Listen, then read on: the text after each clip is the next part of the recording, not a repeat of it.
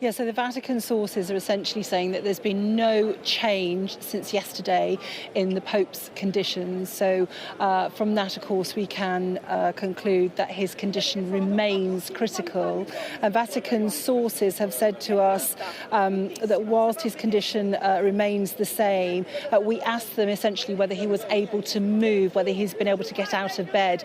Previous updates have revealed that he has been able to get to a chair or even a prayer room, but when asked about that, the Vatican source refused to comment, so not clear whether the Pope is now only able to stay in bed.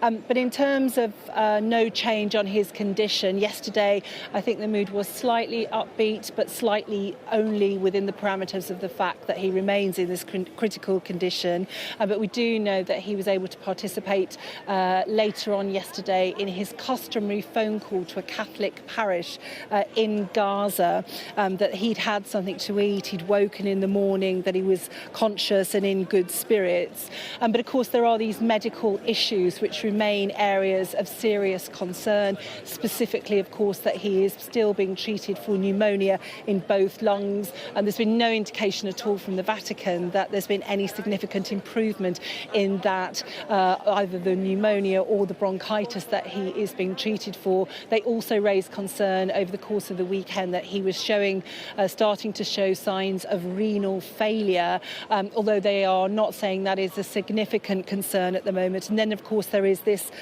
issue of these respiratory crises that he had over the course of Saturday. It was that which led to this dramatic downturn and the prognosis that his condition had deteriorated to critical. The Vatican sources are not suggesting there's been any repeat of those chronic respiratory crises, so that's a good sign that no respiratory crisis on Sunday or Monday.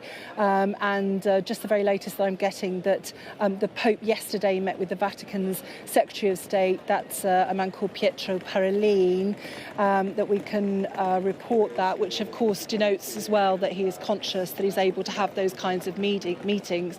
It was Pietro Parolin who led this rosary prayer yesterday evening for the Pope here, and some 5,000 people gathered in the rain to pray for the Pope's well-being, and there will be another Mass here this evening.